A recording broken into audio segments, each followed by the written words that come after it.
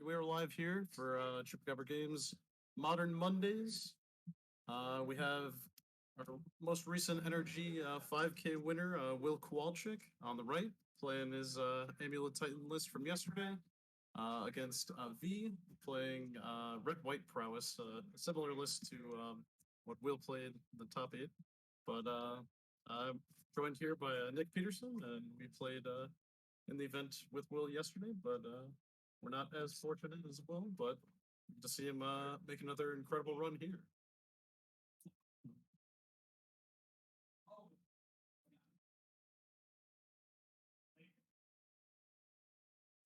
Revolving motions. I think both may have taken one. I think Red White Prowess is a little similar to Steven Dykman's list that was the mono red list that Will played against in the top 8. But white cards are probably Prismatic Ending and maybe Path to Exile on the sideboard. Something to just deal with Chalice and big threats, maybe some graveyard hate as well. Is there anything for the Underworld Breach combo that comes with the white cards that they get? I don't believe so, but I know V did just pick up a couple Underworld Breaches, so we should be seeing that out of their deck here.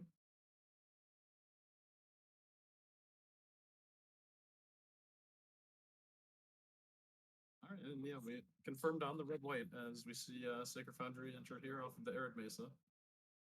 And it appears V has won the die roll, which is something that Will did not have to deal with in top 8 last night, as he was second seed and got to take advantage of that every single game.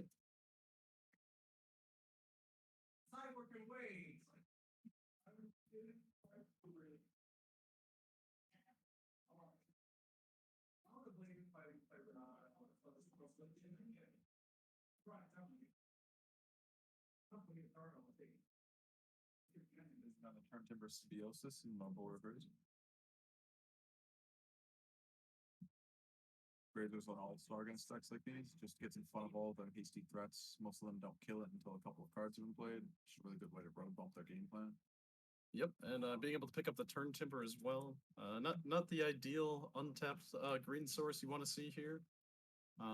But getting a Grazer out will probably save you more than 3 life throughout the game. So if not, just force a bolt, like we do see here, I believe. No, or Delirium. Oh, Delirium is already active. Wow.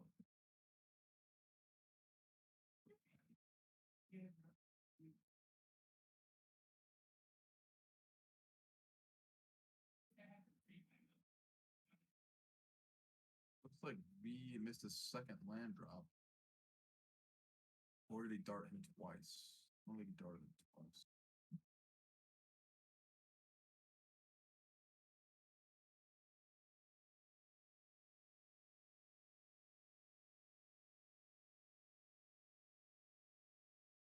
Yeah, looks like only one lander. Maybe we're. Oh no.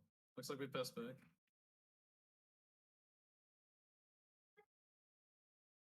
And now we get to take advantage of the amulet and not take 3 life to have an untapped green source.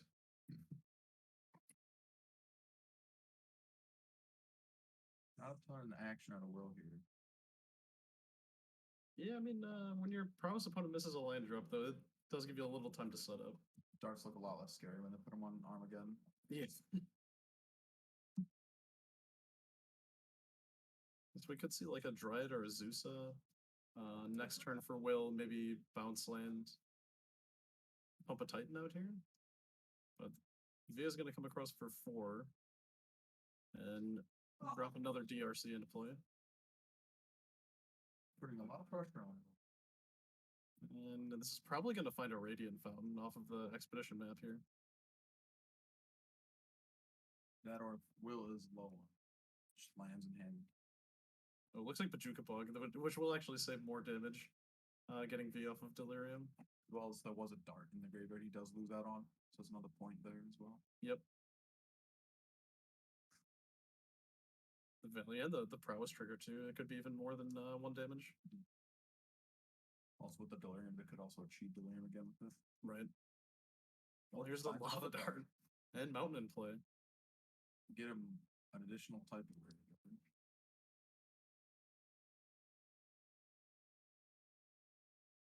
So we're going to be sacking Mountain for Lava Dart here, going face for 6, 7, 8 damage. It looks like. I don't think He does get 2 Darcy. They do get 2 Darcy triggered off Lava Dart. Could have achieved Delirium again. Looks like light up the stage, sorcery, land instant. That's all the needed for it, isn't it? Well, Bog made it so They hit a wasn't creature. things. Oh, First setup. Yep, it looks like Will's gonna pack him up. Down to -2. Alright, so Will losing the die roll here, pretty big for game 1. Sideboard. We did see Endurances. Relic is probably gonna come in if there's any extra copies. In Will's list, we can. Will was also on 2 engineered explosives, which are very impactful in this matchup. Oh yeah, that is a little less common to see 2 of them nowadays, but we're gonna pull up Will's deck list here. Show you guys as well.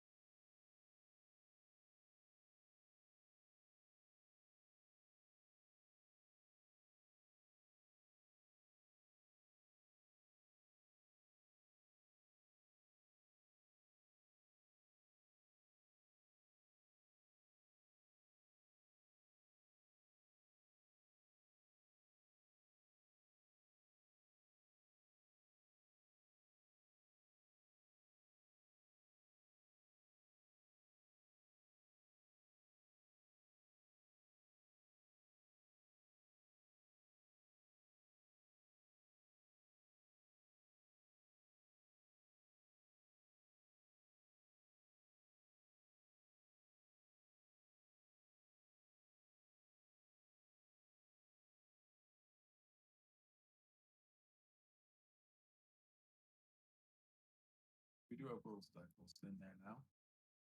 You can find it right on front page of either MTG Goldfish or MTG Top 8. Just whatever the first Amulet Titan list is the most recent tournament winner with the list. Had a pretty good showing of not many Solitude decks in yesterday's tournament, so got a pretty fair look at just the Murktide metagame there, and I think he did play against one Yorion deck, but he did get the dub there, so not a great matchup for the deck, but can definitely beat Solitudes. Not the nail in the coffin by any means. I main goal in those matchups is to just overwhelm the resources and kill them before they can rebuild. Once they're up in cards on you, if you don't have a thick clock on them, they will most of the time win those ones. Yeah, stuff like Dress Down and Magus the Moon is pretty hard to deal with out of the sideboard too, but like you said, you can really get out from under them if you just have an early Titan. They don't have something like Solitude, or you can stockpile a couple Titans, play them both at once, have multiple Dryads, you can put a bunch of lands in play, can usually get there with Valakuts as well. I think Will's feeling pretty confident about his 7 here. It's not something you like looking down at against a combo player when they're keeping 7-card keeps. Yep. Yeah, maybe a main deck or a opening hand Radiant Fountain would be lovely to see here.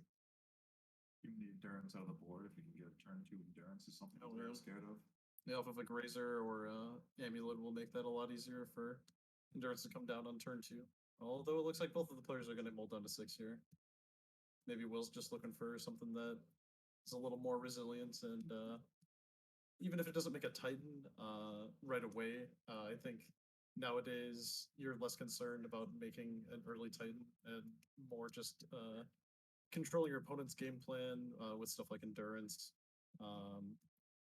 to be able to then later just play a Primeval Titan and seal the game out there.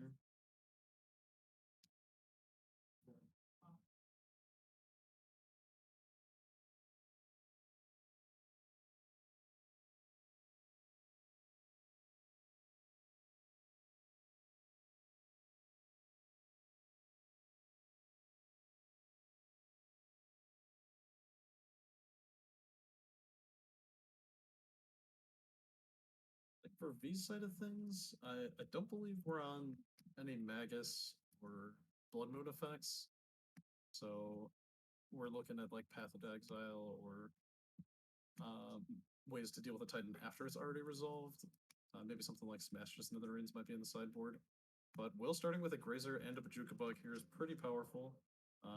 That gives him the opportunity to not only make a blocker on turn 1, but also any bounce land is going to be good to pick up the Bajukabug to deal with this and any further Darcy's that may hit the field in the future. We'll say Will start might be telling to a turn 2 endurance, which we alluded to earlier, playing the Bajukabog there instead of the Garenbrig in order to have 3 mana untapped on 2. And 2 green, yeah.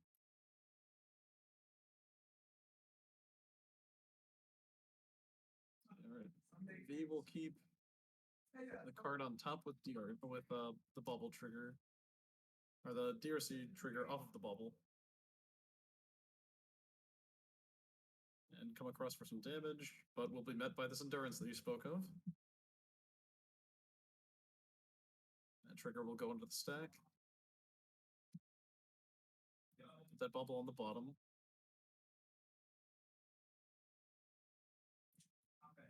See if V has anything like Path to Exile here, but it looks like Lava Dart, 2 other cards. Was playing it safe here, being very wary of Prowess on the Monastery Swiftspear so that he doesn't get punked out of his endurance without him spending an extra spell targeting the endurance. Right, yeah, it's much harder for Delirium to be set up here than it is for this Swiftspear to be a 4 power.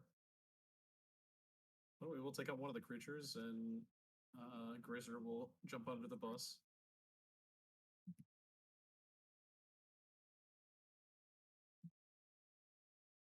Alright, another fatty here for Will. And Valakut will be met with Dryad, so that's a pretty good setup for dealing with any creatures that V is going to.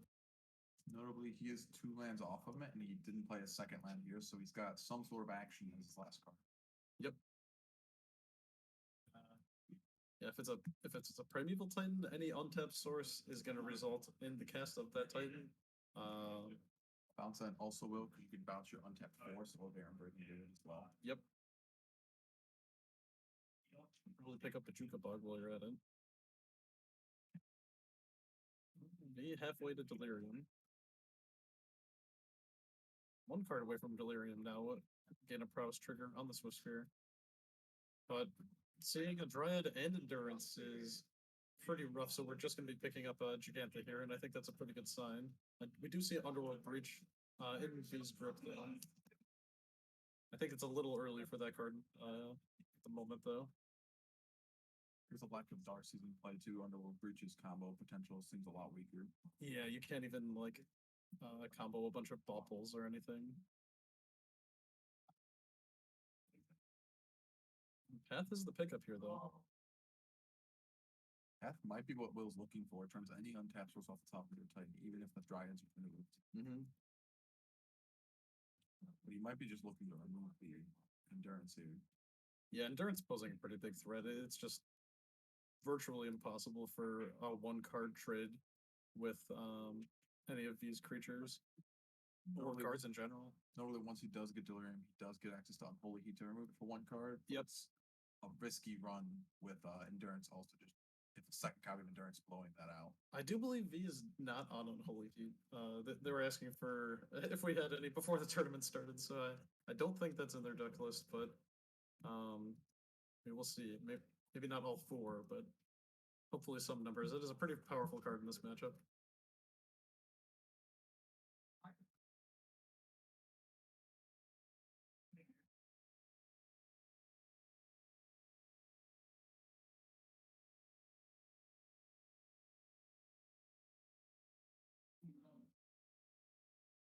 And Will getting pretty aggressive with the creatures too. Yeah, that's just going to put on a fast clock. And V, with not too much action in hand, is just going to scoop everything up and just say go to next, as they will be on the play for game number 3. And see if anything can change there for them. Moving Giganta back to the companion zone.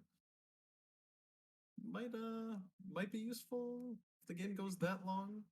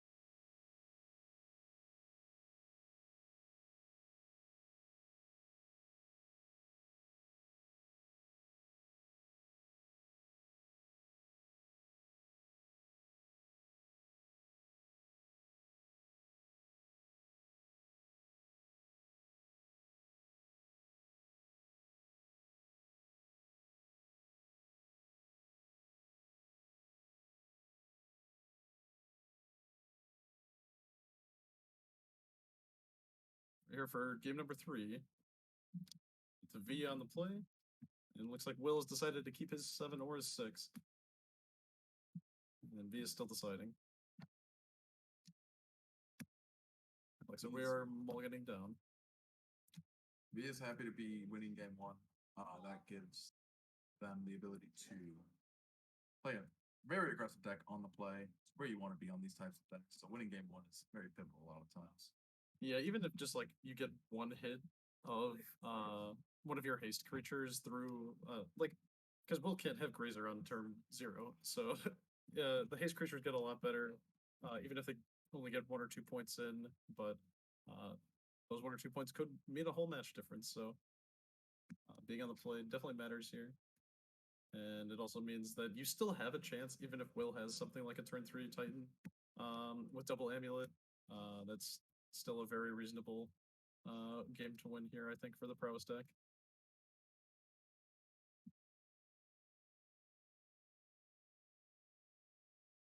Well, I think in these matchups, Mark isn't necessarily looking to cast Titan every time. He's more so looking, he's less of the aggressor, especially on play. He's looking for more of like the grazer starts to quick endurance to try to just put a complete hold to his game plan. Endurance acts as a stone wall against a lot of aggressive strategies. Oh, yeah. Especially ones involving Dragon Rage Channeler, as it requires the graveyard. Yeah, and we're seeing DRC just be included in almost every red-based strategy here. Looks like Vi had to go all the way down to 5 for his start, which isn't ideal, but yeah, I mean 5 cards, maybe Alpine Moon, something like that. That'll help to clear the path and buy them a couple turns, maybe. See what Will's opening start is here. Vi's deck also has a very good comeback mechanic with Light at the Stage and stuff like that to see extra cards to have really aggressive games. Yeah, and the Underworld Breach if the yard isn't tampered with, but I would almost think about siding that card out in this matchup, as you know Endurance is going to be at least a 2 of. I think we're seeing 3 on Will's list here. So looks like we got Cabin on Beast, Yep. cast the Arboreal Grazer. And that'll put into play an Urza's Saga. We'll get a trigger there. So this play is a little susceptible to an Alpine Moon if that's what V has, but I think that might just be one of the better lands to play out on turn 1, as it can find an Expedition map or an Amulet to be able to find a Radiant Fountain off of the map, or just set up for a quick kill with that Amulet. We're going to see Lava Dark here, get a couple DRC triggers with land instant in the graveyard, it looks like. Sorcery. Looking for the 4th type now. Notably, if he has instant on top of his deck, he could sack the land. Or does he already have land? I believe the land is already in the graveyard, so yeah. Judging that, yeah, okay. So Grazer lived. V is not delirious. Saga will go up to 2. The constructs could be a problem for V going into this game if he's not able to hit Delirium, just trading with his Darcy's here. I'll be Cavern on Dryad or Nymph here, so we can get the Elysian Grove Dryad into play, and looks like Will has another land, and it is a Valakut. Will is 2 lands now off of activating Valakut. It's very hard for that deck to deal with it. 4 toughness is a hard number for them to hit. Yep. Yeah, I don't think we're going to be seeing too many blocks made with the Dryad, as it's a pretty important piece of the puzzle here, right now especially because Will actually has no green lands for Titan at all. Well, he's about to have 1, as Dryad just got pathed. He did have green notably off of Dryad, but if Dryad's gone, right, he was in a lot of trouble. But he's now 1 man off Titan mana. Just needs an untapped green. He can cast a Titan if that's what he has. Yeah, but I think 3 cards left in hand for Will. If he molds to 6, you'd only have 2.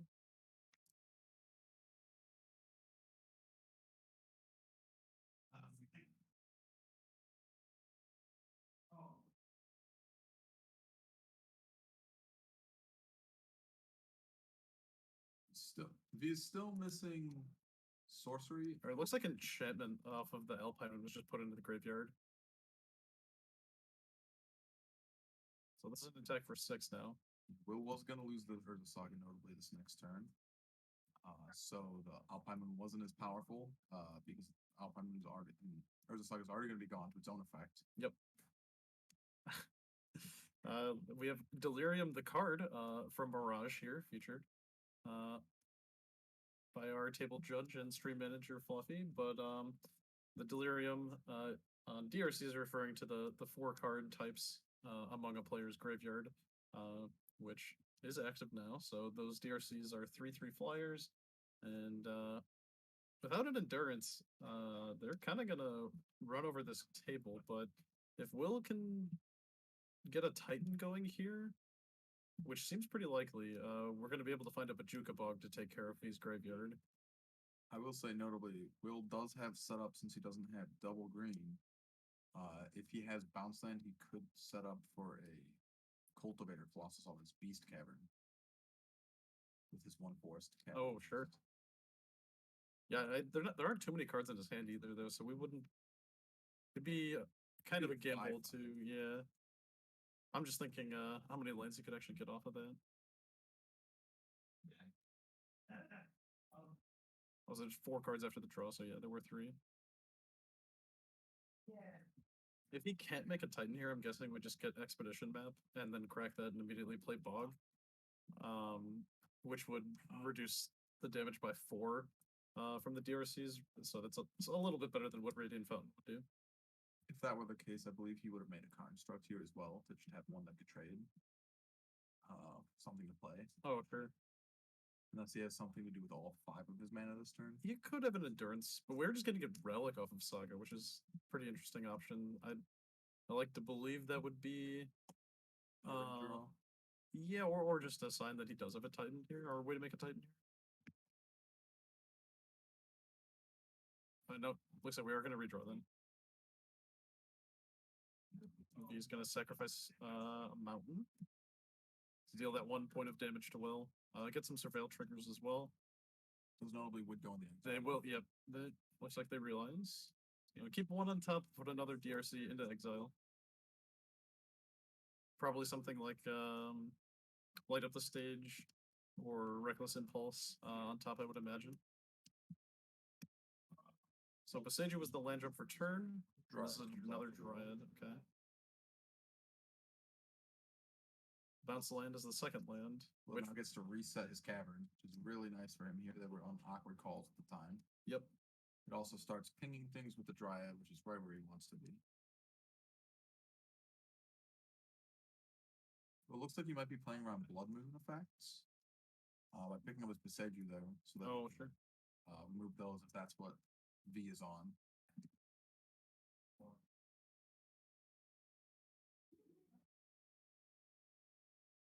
V was just 2 lands in play, not too much potential, even if there is some form of card advantage, like Light of the Stage or something. There's can't get too much damage across here, as we do see the looming threat of Primeval Titan in the next couple of turns here, with a Dryad and Valakut already in play, which could just mean an OTK here. I mean, almost certainly means impending doom for V here, as could find Valakut and Basuba a third copy of Valakut, which that does look like a Titan in hand.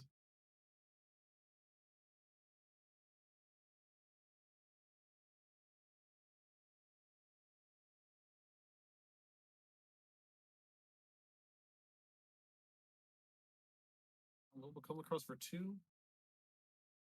You'd be down to 13. And we'll see if that was a Primeval Titan draw. It appears not to be.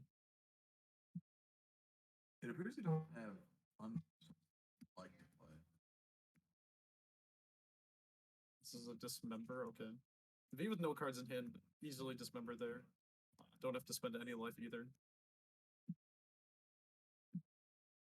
He's just using his 2 land drops and bounce lands in order to 6 a turn to his opponent.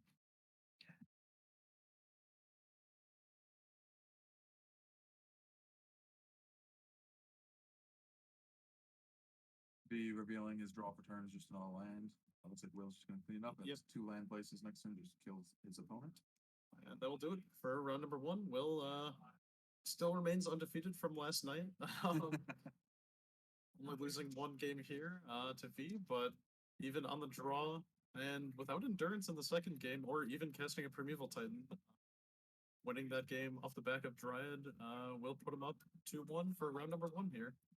I will say, to V's credit, he did take more games than top 8 opponents Will took. Yep, out of any opponent that Will had, yeah. Even on a list without Unholy Heats, I believe, so pretty good for them. Well, that'll wrap us up for round number 1 here, and we'll be back for the second round momentarily.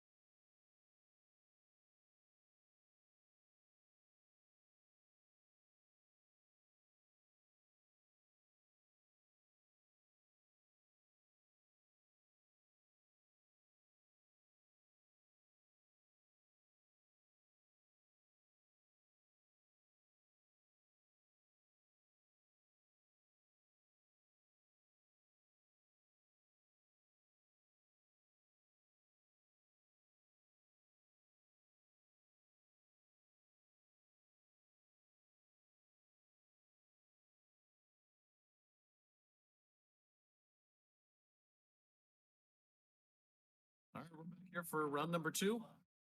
Looks like we're just going to be following Will throughout this whole tournament as long as he keeps performing as well as he did yesterday. And he is against Aaron, who has played here a couple times before and was on Mono Blue Affinity the last couple of times he was on camera. But let's see what he has in store for us today.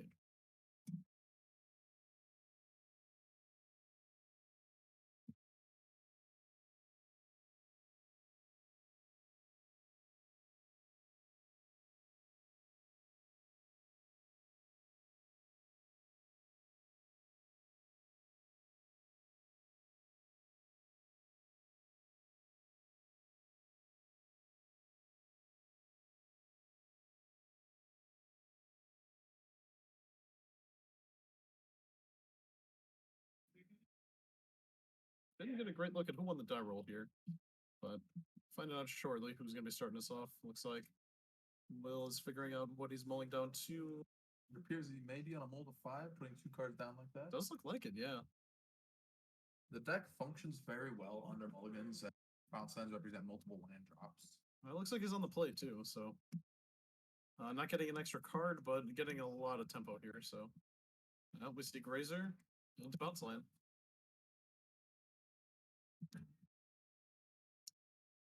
Eldrazi Temple into map will be Aaron's play. So it looks like Tron versus Amulet. Pretty favorable for Amulet. The last time I saw this, Tron hasn't been too favorable in the meta late. Notably, Tron has lost a lot of power in this matchup with the printing of Boseiju. They do have very powerful ways that A-type deck does have very powerful ways to deal with the threats coming out of Tron. Especially the artifact creatures they like to make sometimes off of Kron and things like that. Yeah, I see an Amulet here and a pass back off of the Cavern. Urza's Mine for Aaron will play a Matter Reshaper, so playing on curve as well as Tron curves out as we go 1 into 3. Amulet will trigger, untap the castle, and just a pass back. Now here's where I know we were talking about earlier spot for it here, just like for these filler turns before Titan. Thoughts here coming down can be scary for Will if he only has one like big action spell on his mold of 5. It is pretty likely, I'd say. Yep, and we just see land Primeval Titan. Pretty unfortunate here, but one of those lands is a Boseiju. But Aaron is playing a Swamp, so not too big of a threat of Tron next turn. But another land for Will. Will is notably has the Boseiju in hand, so he has an untapped green source, and so he can cast Titan if he ever draws it. But it's looking pretty bad for Will here. Yeah, Aaron going the Tron curve of 1, 3, 4, 5. Thanks to Ancient Tomb in the form of Eldrazi Temple. Will Smoothie Pool of Grazer to play? Oh, Relic for Genesis is going to get a redraw here. Good. Not super powerful in the matchup. Might be good enough here just to find a Titan.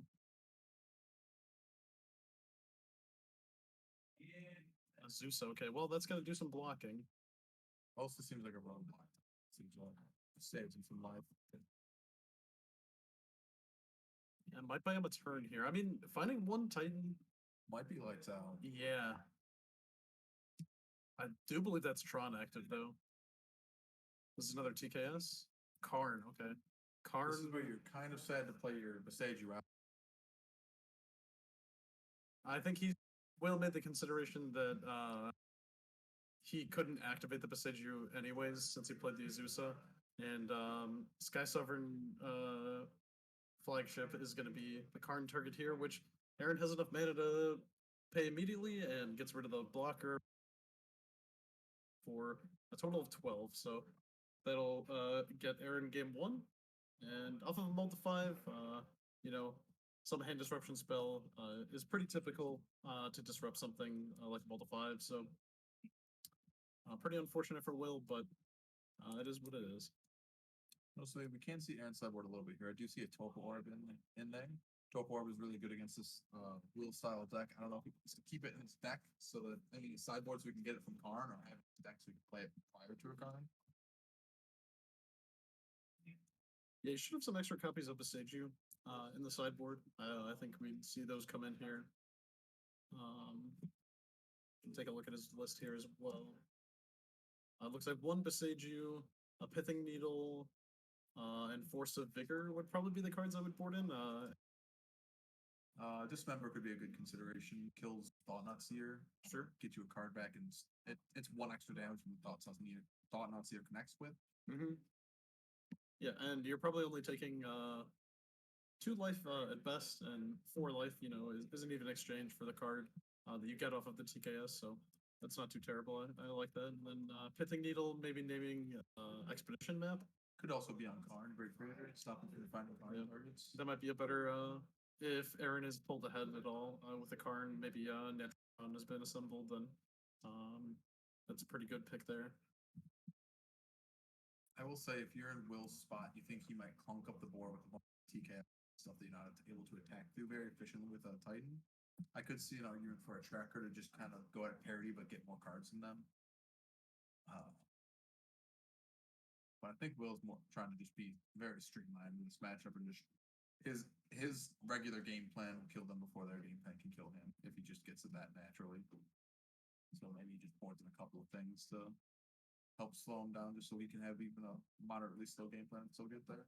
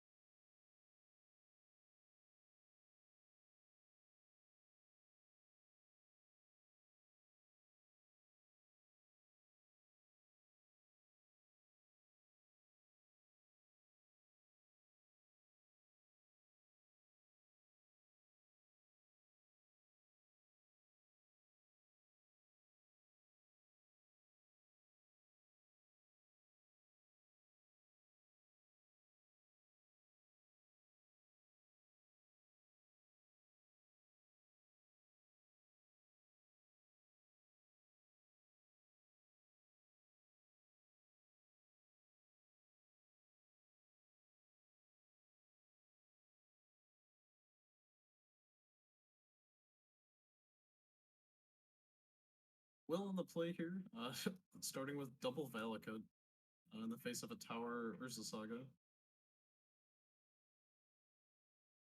To Maze Mind Tome. I'll say Will's play here, if he does go Force Dryad, that's a pretty strong play having double Valakut, which that is what he has. Yep. He doesn't have. There we go. We can find some green sources here, or just any lands in general, really. At this point in the game, as if Will's hand has 2 more lands, or Amulet Bounce Land, or Castle Garenbrig, and any sort of threat, we're looking like we're gonna have a game here. I will say, with Aaron being slow to the board here, Will getting up in land count, just playing 2 more lands and having bounce land might be enough to just lock Aaron out of the game with a double Valakut. Yeah, being able to blow up any of his creatures, deal with Karn as well.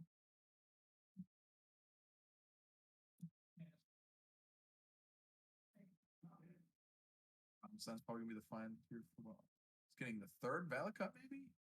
Just completely blow him out with 9 damage per land play. It's I like that, yeah. Very powerful. The E-Tron deck doesn't have very good ways outside of cards that he's very far from with the double Tower Saga start.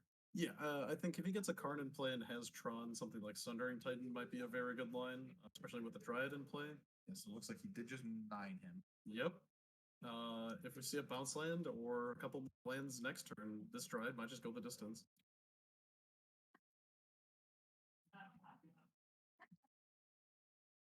Will has bounce land for lethal here. We'll see what the Saga finds. I can't imagine there's really much a Saga can do here outside of getting an Expedition map to retutor for a more useful card. Maybe Aaron's just taking a second look at his list, see what else he can find. Map seemingly not digging him out of the situation he's in. Yeah, I mean, even like Expedition map for a Ghost Quarter is not good enough here, as there's 3 Valakuts. You really just need something like Dismember to answer the Dryad itself. Or a way to cast an All Its Dust or something of the sort. Right. You gotta hope that Will doesn't reveal bounce land here, as that is just lethal for you.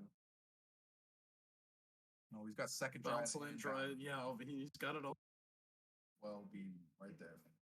Yep. Yeah, this is one of those. Aaron sees running up. Yeah. His cards up without even. Yep. That's the only time I like seeing TKS resolve.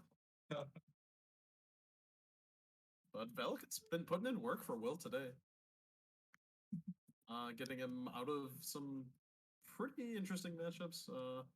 But winning like without Primeval Titan is something cool that Amulet Titan couldn't always do. I feel like previous iterations of the deck were really just focused on getting the 6/6 in play and then going from there. Yep, it is the pinnacle of gaming. Valakut the Molten Pineapple.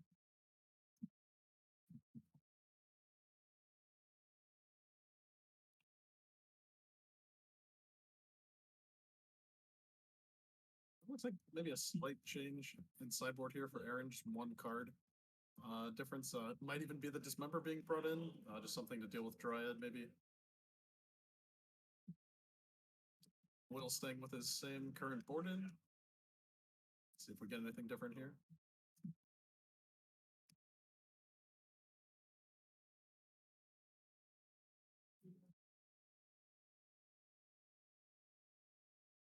Being able to naturally find those Valakuts too is pretty fortunate with the Dryad.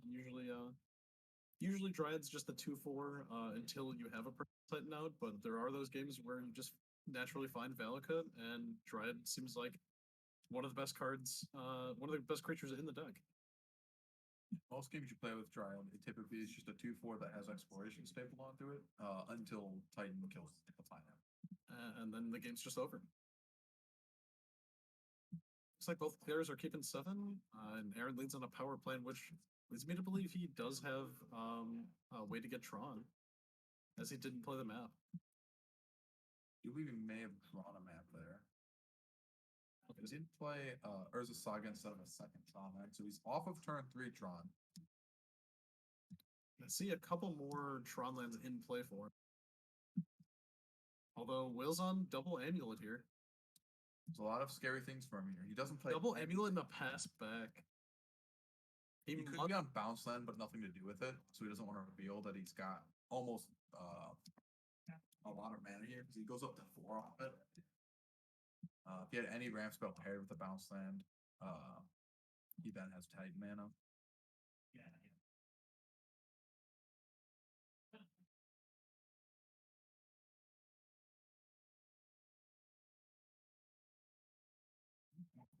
Path of a Garenbrig. 3 mana, casting the 6 dice. So, bounce land Titan here? Bounce land would be enough for a Titan. Might be. Will's just not on too many lands. Aaron is going to be cracking this Expedition map on end stuff. Which takes him off of his Urza Saga token. So he hasn't really committed to the board too much. But this is going to be Tron active with an additional colorless mana. So 8 mana.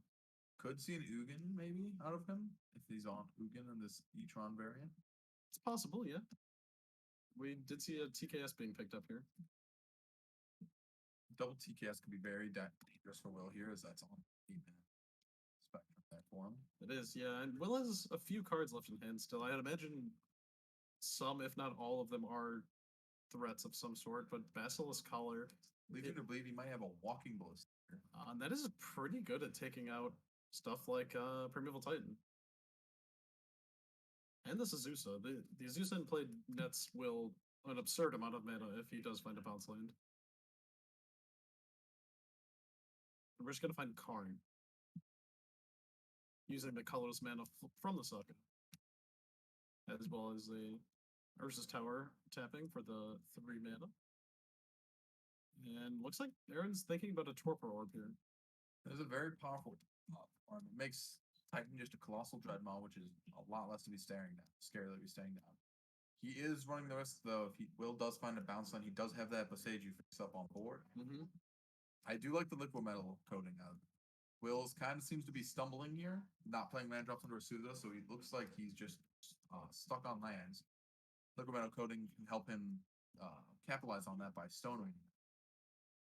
Yeah, and you can liquid metal coating bounce land while it's tapped with the amulet triggers on the stack, so it might not even be able to activate if you time that correctly.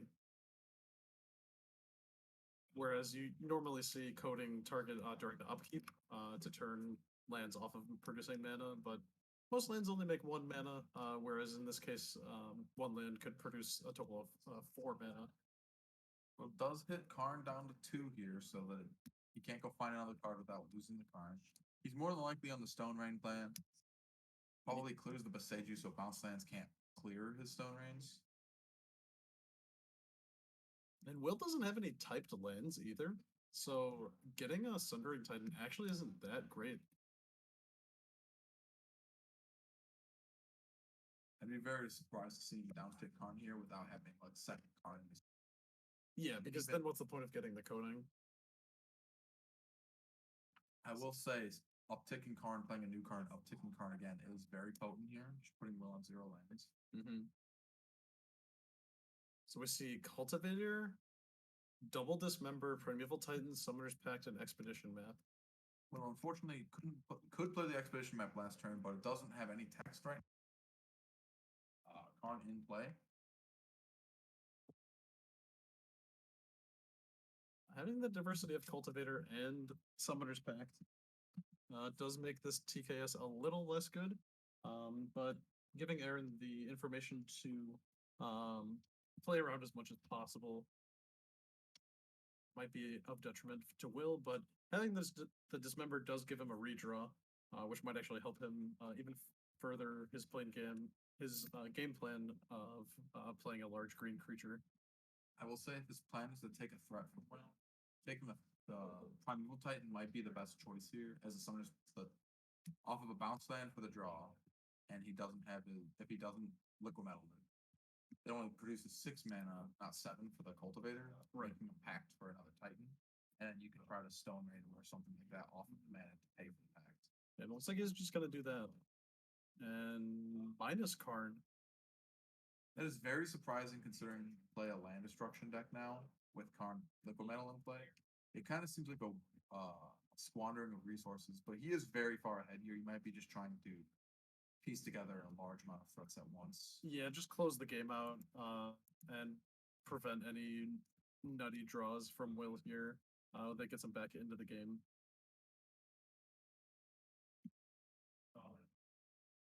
He does have second Karn. Very. What is he targeting the amulet with it? He's going to find another card. He's not opting to not start Stone Rain well here.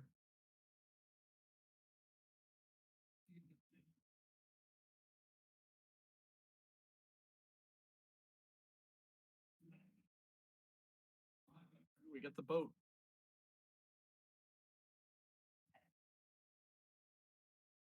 So let's get a redraw here on the Thought Seer. Notably, that Primeval Titan is exiled.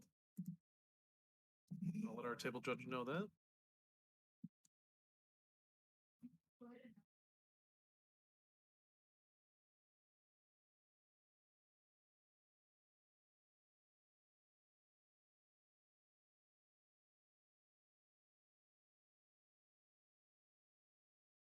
Yep, notably, Karn does not shut off the amulets.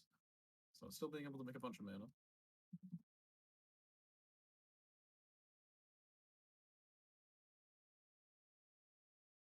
The only concern with making mana with bounce land here through Karn is he can turn the land while it's tapped into an artifact, preventing that one. But since he has a Souza, he can then pick up that same one and play it again as not an artifact and make your full instead of the 12 you would otherwise get on a Souza. Right.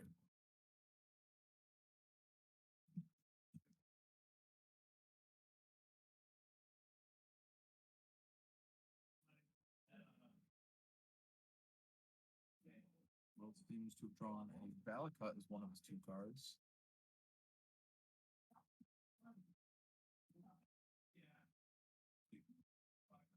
Getting mana counters. Second land is a second Valakut. He drew back-to-back Valakuts for his 2 cards we got. But 6 mana total. So trigger resolves on untapping. So it looks like he did turn 1 to an artifact to prevent the 6 mana from being assembled.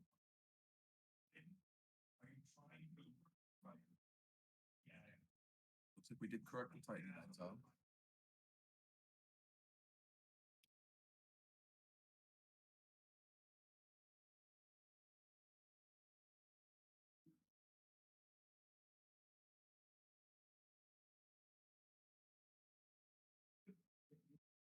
What's playing up the map is he's just got the floating map. Doesn't do much until the Karn's gone. But if he does decide to sack off his Karn here, he does get the opportunity to play it in between Karns if he does do that.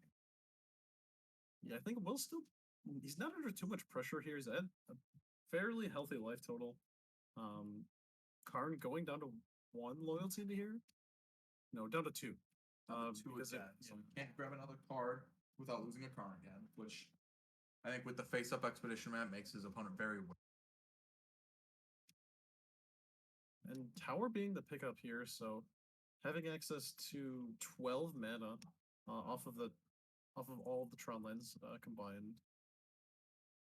5 mana for the boat, it looks like. That will bolt the Azusa. I do believe she has done a good job of what she needed to do this game. She got him to the point where most lands, any tap land gets him 2 Titan mana.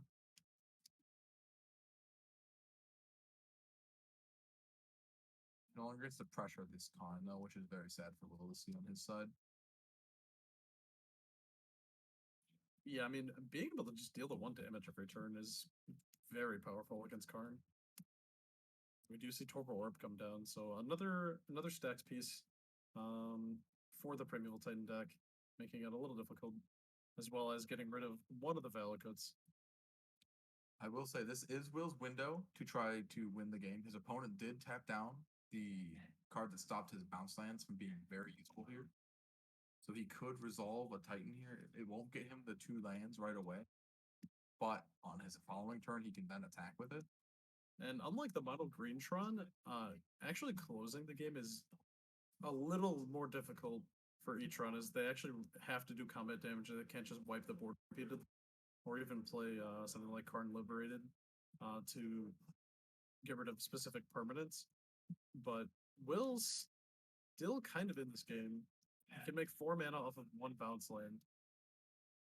Yeah, he's only got a couple more turns of this being a viable option for him. He does kill the bow. Yep.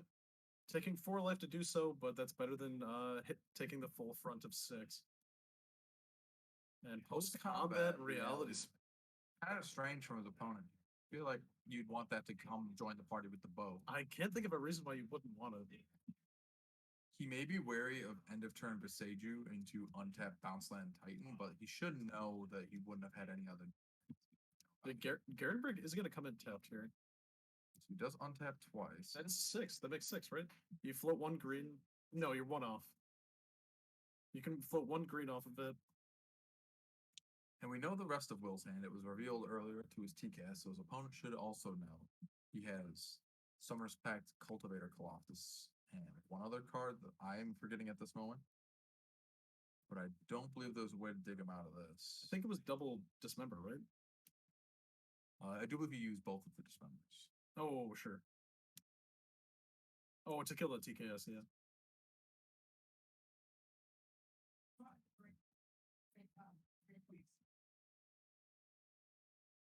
One is smartly hitting the game of Brig. It's the one that represents the most amount of mana because activating it, and that's one more. Four Dogs says it was triple dismember, but looks like Will's victory streak will end here to E-Tron. Or at the hands of E-Tron. And see if they show us what their board plan was at the end of this game. Yeah, Will had a pretty powerful draw in that third game. It's just a little unlucky being able to find a way to actually make mana to be able to pull off a Titan. It looked like he was just shy of making mana off that double amulet start. He didn't seem to have a map. I think he may have the turn he deployed the second amulet and didn't have the map out yet. That was when his opponent stuck the Karn and made the map pretty invalidated to get the bounce land. I think that was what his original plan was. And it kind of just got solved by the Karn running all his artifacts. Yeah, I'm not the biggest fan of Expedition map here in this matchup, but I do understand why he leaves it in. If your opponent just isn't on the Karn plan, or you can crack it before Karn has a chance to hit the battlefield, it is pretty powerful in finding something like Beseiju, or in this case, a bounce land to be able to essentially just win the game. But Will giving his E-Tron opponent just a few turns too many to be able to interact with the board, and being able to take Will off of most outs that he could have. But like all things that do come to an end, so like all good things that do come to an end, so Will's win streak from last night has ended today, but this is a much smaller event in comparison. So for his 10-0 record last night, I think he will be satisfied with that win. But that'll do us. That'll do it for round 2 here, and we'll be back momentarily for round number 3.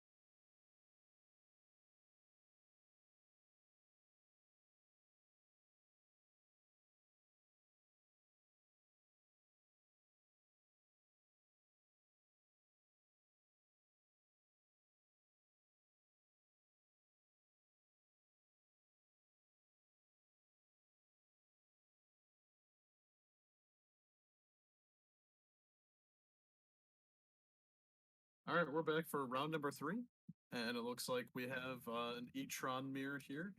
It should be the final round. I believe this is the last batch of XO players. We might see one more round after this, as I believe there was 1 or 2 draws, so where there's still technically some undefeated players. But we will see after this round. So, returning player Aaron from last match. We know basically most of the list from him on E-Tron, and then we have on the left Luke, who's also on E-Tron, but it could be a slightly different list. We'll just have to wait and see. Now, right off the bat, it looks like Warping Whale for Luke main deck, so I think that's one difference already.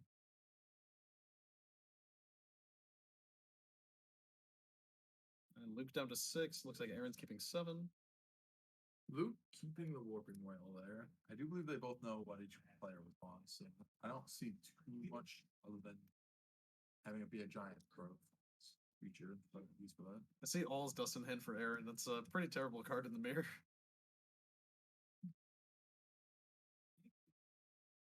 Well, map into E-Temple, just into Maze Mind Tome though, so pretty tame. Opener, and Natural Tron for Luke. The Thought-Knot Seer could take his opponent off of any possible threats here for his 4-mana turn. It's like just All's Dust and a couple 1-drops basically. Luke takes Dismember to keep his opponent from redrawing. Really didn't have much. I think just relying on this Maze Mind Tome to get him a couple cards. Scry's at the top, it looks like. Take that draw.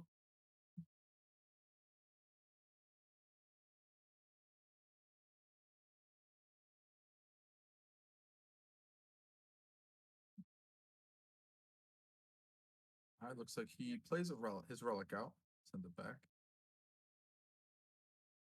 Luke goes for a map crack.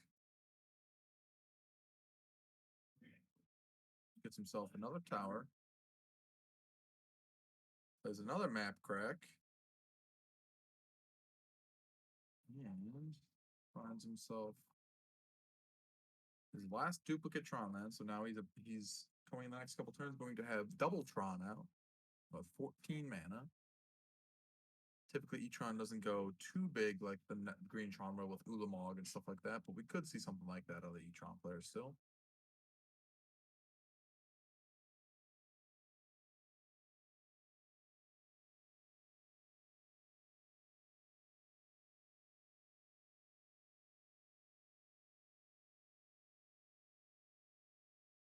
Looks like he scries the bottom with his Maze Mind Tome, so he didn't see something he liked.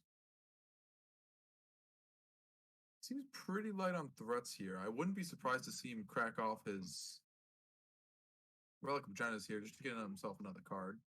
He's getting close to getting his Maze Mind Tome done, so he could just be waiting on that. He's not under incredible pressure. Just a 4 turn is. He's got 4 more turns he can take that before it matters.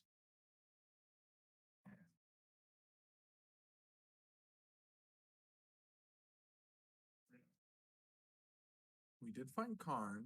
It's a good pickup for him. Wormcoil Engine is very strong. It'll get in front of his 4/4.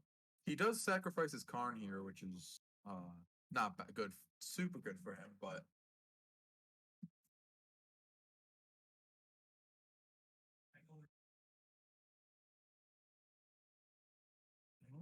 he didn't use Warping Whale here.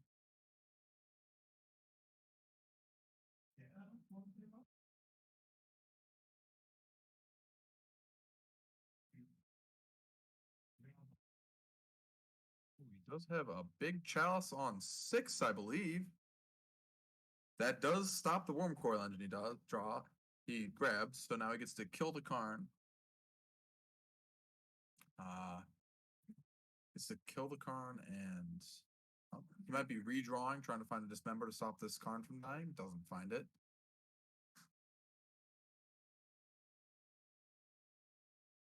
All right.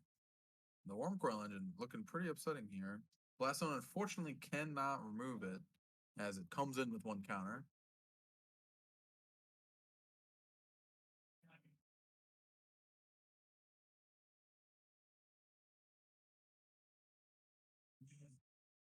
He does have Cavern. He could Cavern of Souls on the creature type of the worm, and then cast that through the chalice of the void.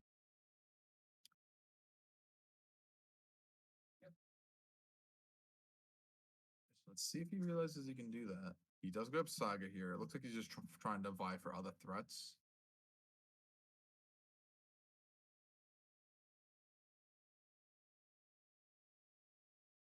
This is Blast Zone out.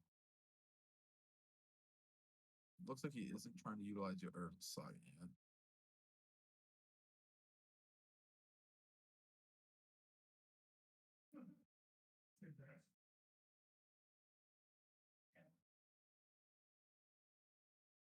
Oh, Reality Smasher for the rip from Luke.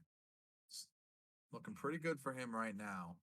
Like I said though, if Aaron sees that he can play his Cavern on the Worms creature type, he can then cast that through his Chalice of the Void. Huh? He is now cracking through his Maze Mind Tome to get some more cards. Just trying to find some bit of action here. Cracks his Relic 2, gets another look at another card.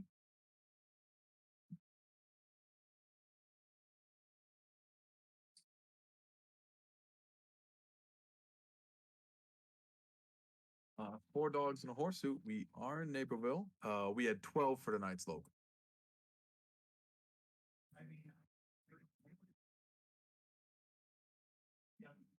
Not here. It looks like he just revealed 2 lands. Most of Luke's heat is on the board.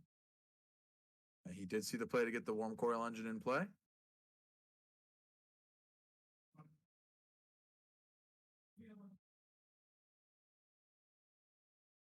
Matter Reshaper from Luke. Just nice little way to dig to another card. More than likely going to be chump duty on the Worm Coil Engine.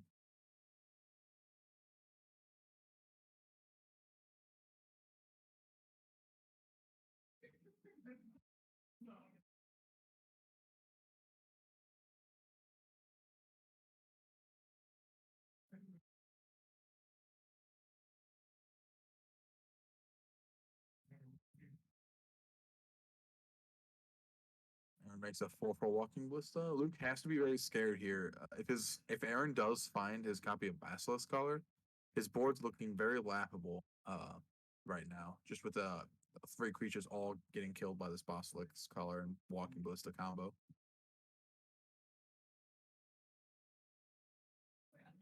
You can see a Maze Mind Tome. We might be playing that to try to start looking for more cards again. But all of us just rotting away in Aaron's hands. Not particularly good in this matchup.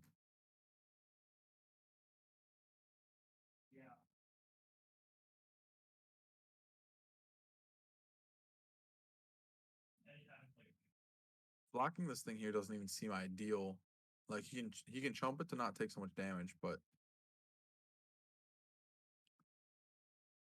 always feels bad facing down a Worm Coil Engine. How much value they get just from it dying and trading with big things like that.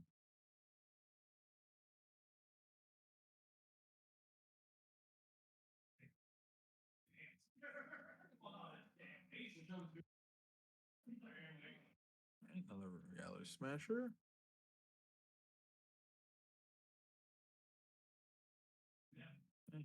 Aaron makes a construct. Looks like it's getting pretty large. Looks like it's a 5/5 currently.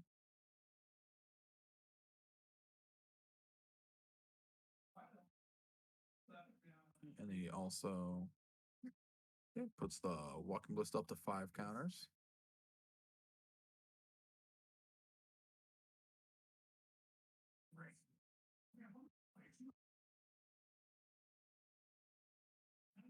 It does appear that he opted out of getting another construct there. There would be 2/6/6 constructs for him.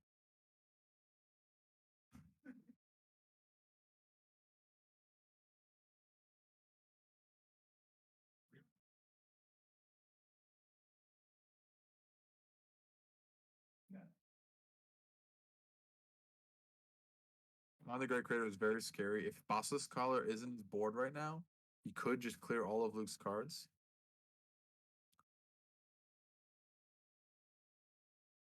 Looks like he goes for Skyship.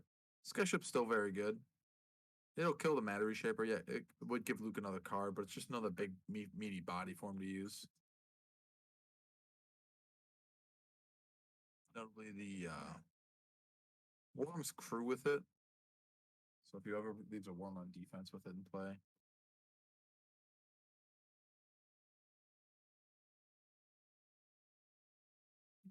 Looks like Luke is trading with one of the Worm Coils. He'll get his Matter Reshaper die trigger.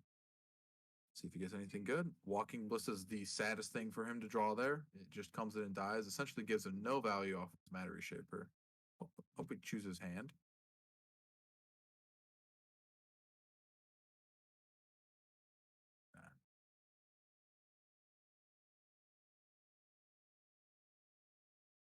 For Luke, he does put the Walking Bliss in his hand. He realized he could put it in his hand instead. He unfortunately cannot ping anything. So he does make a big one, but it doesn't kill anything, unfortunately.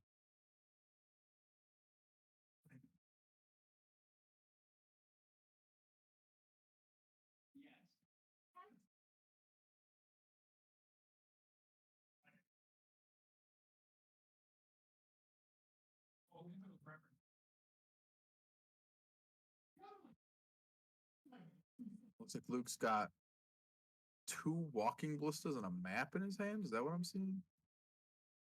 Oh, it was a land map. Map's unfortunate here for him as he has no really good way of dealing with this Karn. Yep, looks like he's just making a very big Walking Ballista is the plan. Should be a 7/7, I believe. 1 mana for a map. Map doesn't really do a whole lot here, but if he finds himself an Urza Saga, it contributes to the artifact Karn on board, and he can even try to use that to find like a relic or something for a redraw after the Saga pops.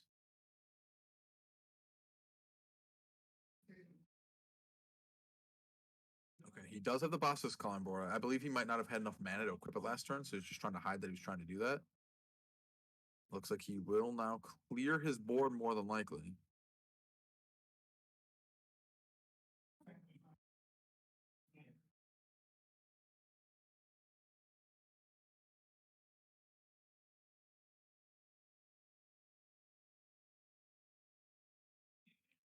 Yeah, it's looking very bad for Luke here.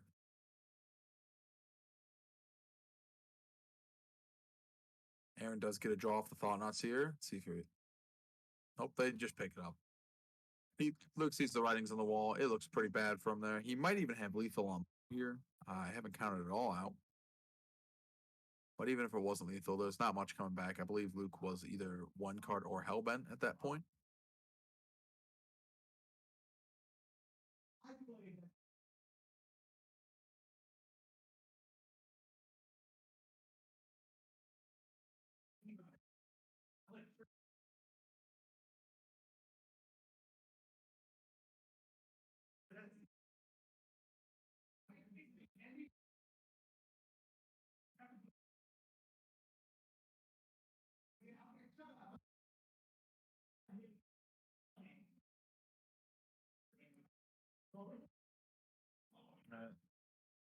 I will say, typically for these matchups, the Karn board, having Karn in your deck makes your sideboard options very limited. They're probably not prepping too much for the mirror match specifically, so they might not have too many good things to bring in, and a lot of the things they might want to bring in, they also kind of want to leave in their board. So when they find Karn, they get that card, as they probably run 4 copies of Karn, but only ever have like 1 of their board cards. So you just have a higher chance of seeing it if it's just the Karn in your deck, if you can find it.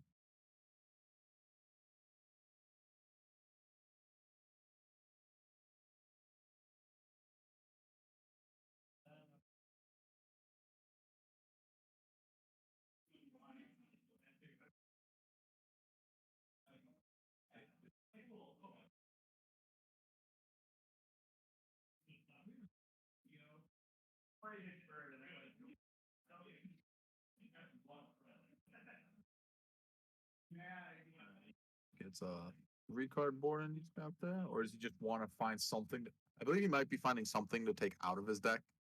I believe it's something along the lines of all his dust and stuff like that that are just super bad to even see. So you're just taking concession on a card that you probably isn't super good for you, or that you wouldn't want in your main deck, but or like something you wouldn't want to find off card, and you just don't want to draw it deck while the other cards might have some applicable use in the game.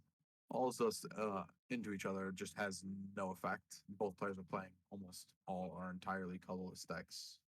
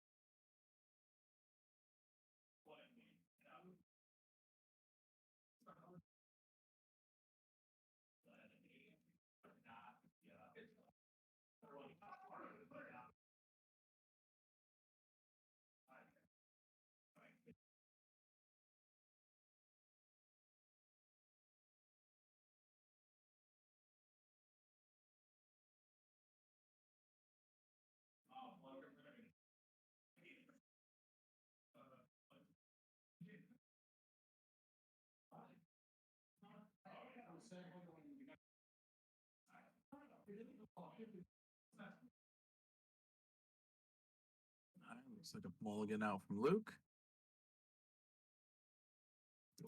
Looks like Aaron's keeping his 7.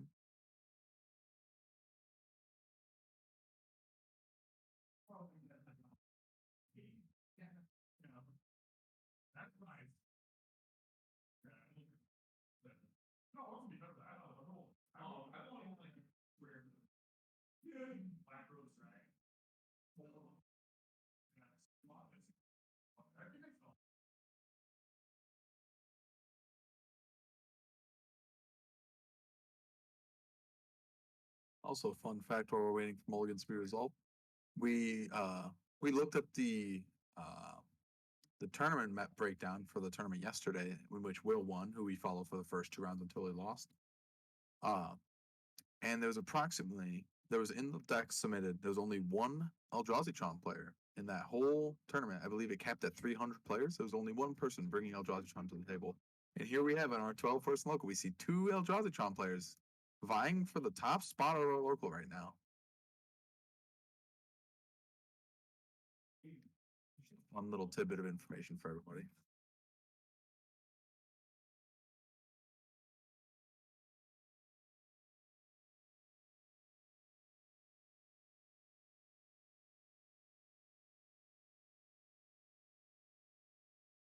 All right. Luke leads on a map. Could mean he has Tron set up on 3. Oh, so does Aaron. Is it just going to be a game of who assembles Tron first? All right, they're both lined up to 2 Tron on 3. Let's see who's got the more powerful payoff for their Tron turn 3 Tron. I will say Luke does have the advantage if he has Thought-Knots here. He can take his opponent off of the ability to play a good threat on their Tron turn.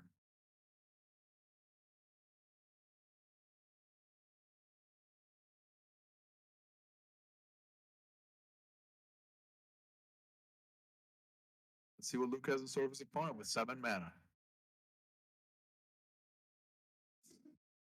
Reality Smasher is the play.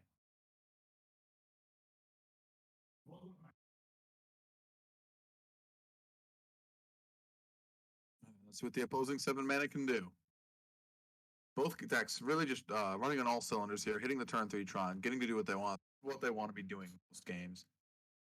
It might be a difference of play draw here, seeing his opponent doing essentially the same line. Let's see what the payoff is, see how much of a difference playing draw is actually making here.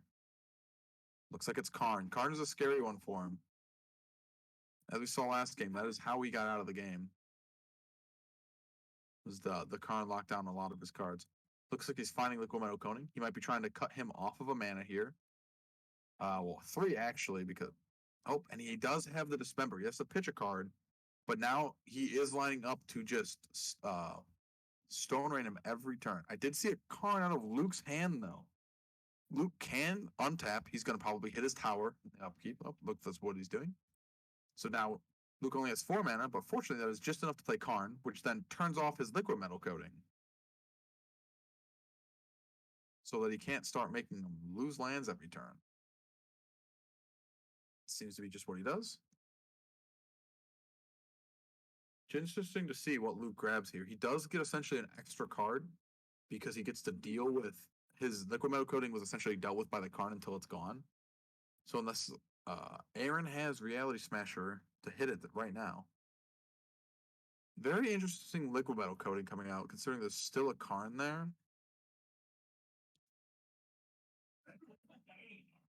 Oh. Looks like Luke may have forgotten about the rule of the null rod effect on the Karn.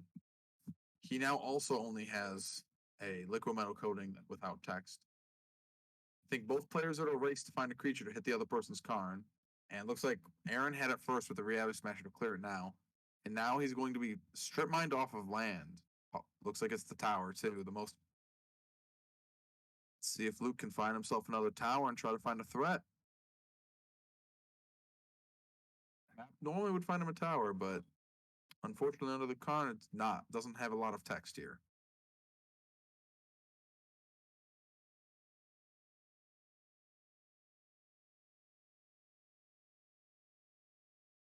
Fortunately, he is getting beat down by the Reality Smasher. Looks like he had looked like a bigger Titan in his hand. Can't see what that far left is.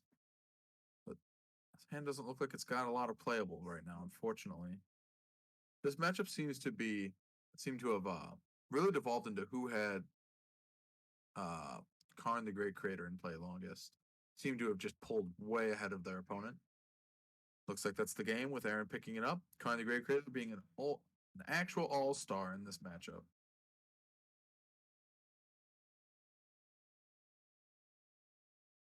All right.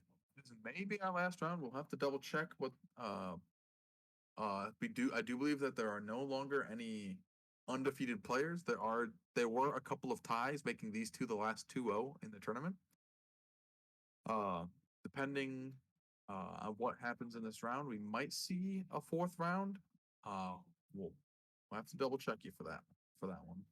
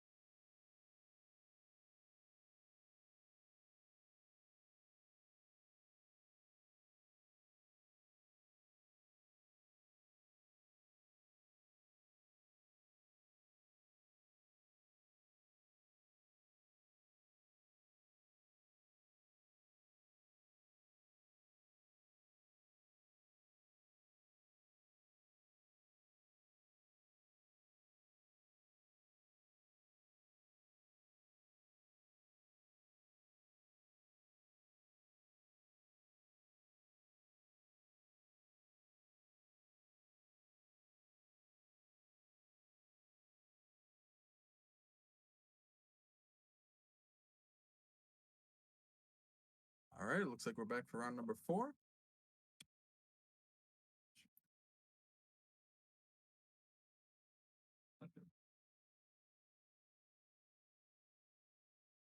We got Aaron versus Aaron for the last round. It looks like. Oh no, Aaron versus Reed is. This makes a lot more sense. Reed should be on the 4-color money pile.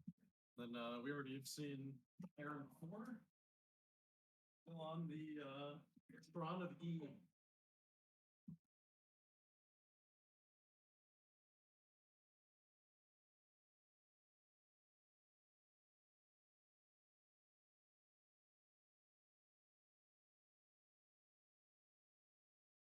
It's no surprise. Reed is 2-0-1 with 1 draw with Bird. Deck is pretty taxing on time, but I think this is the second week in a row that Reed is with an XO1 record. So the deck is still churning out wins, but at the cost of some time.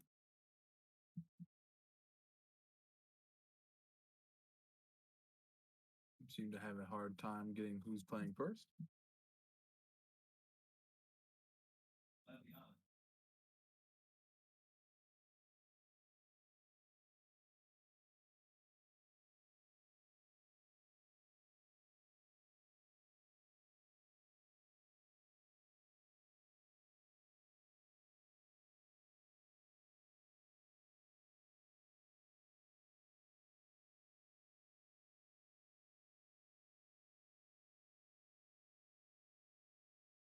I think Reed is not on the Elementals version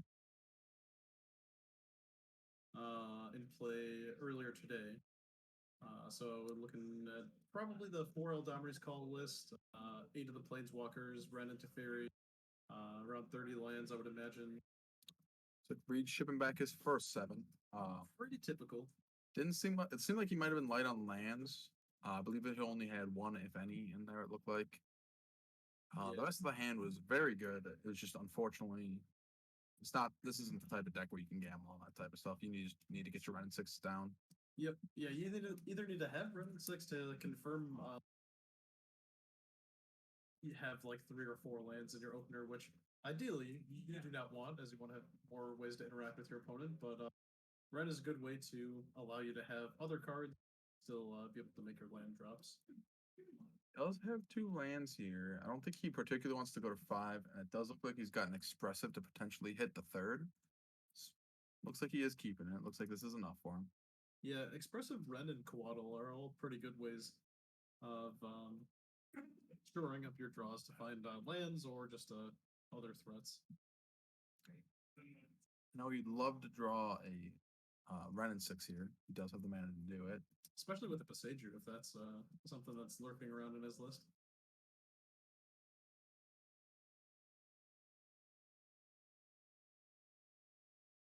And just a humble Eldrazi Temple for Aaron, so nothing too crazy yet. Might see a TKS on 2. TKS on 2 would be very hard for Reed to deal with. I don't believe he had a prismatic ending in his hand, and that would still have to wait till turn 4, and he's very far from delirium for the Unholy Heap scene.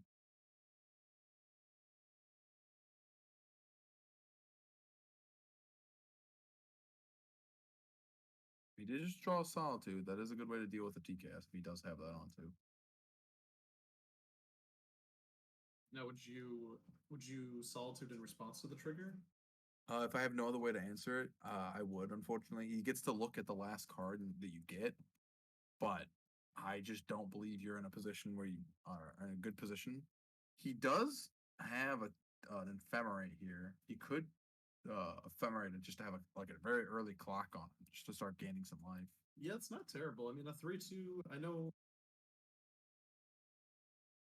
there can't be that many copies of the card in his hand. And we don't get a great look at what he exiles. Some white card. It looked like a prismatic ending when he was moving it over.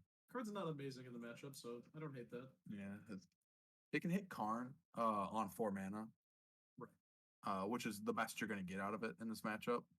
That and Mana Reshaper is all right because it doesn't give them the card. Mm-hmm. It looks like he is doing the Ephemerate play. I like this. It gives him a threaten play. Ooh, he has Omnath in hand too. He is light on lands though, so taking expressive there Oh, yeah. makes it very risky for him. That is a big deal. It also sucks for Reed. He loses the value in the ephemerate because he's more than likely not flickering it here. It might be a consideration to actually let that through and not attack this turn so that he has the typing in his graveyard for the Unholy Heat. Yeah, you know about Unholy Heat, and even if he's not on Eternal Witness, just having the Unholy Heat deal 6 damage means a lot, but it might not matter here. Oh, March was the draw, so probably just taking Omnath here. He takes March because he's really far from Unholy Heat, I think, and it doesn't have the third land from. That's reasonable. Oh, and he has Dismember for Reed's really in danger here. He definitely made an aggressive play, and Aaron was able to counteract it fair. Lands are the way back in. Yep, one more land and he does have an Omnath. I think you just You just gotta start making the life a real thing. Picks up the Yorion here, just have backup threat after the Omnath. go curve into 4 and 5. So he's hoping to looking at 3 iterations, some number of Coatls, 25 lands ish. And there's a lot of good draws here. Round 6 would be very good for him here because it'd bridge him to the 4th land, and then if he'd attack it down and actually give him another type in his graveyard right now. Oh, true. Yeah, we still have Unholy Heat. And we're actually seeing the downside of not doing the ephemerate because if that line came through, he just Unholy Heats here just to get the value out of it so he doesn't take as much damage. I don't hate that. You do give him the trigger though. He had a counterspell, so he's not super scared of some of the threats, but he unfortunately doesn't hit the land here. He's only got a couple more turns he can miss that without being like drastically behind for it.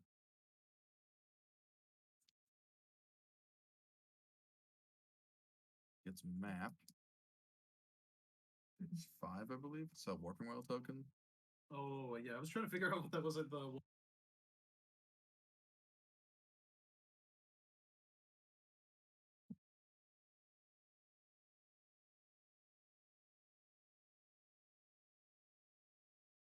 Second counterspell draw is not really want to be seen here from Reed. He's just got threats in play and doesn't really have to commit anything with his mana.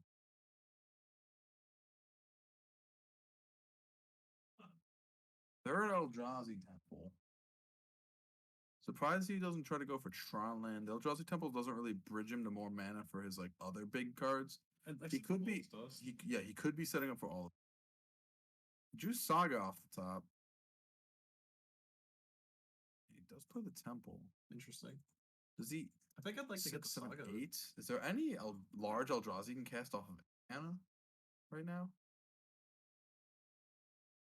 Reed top decking a counterspell. 1 in hand as well. Yeah, those are his last 2 draws, I believe. Here's a Teferi. I think we clear the token.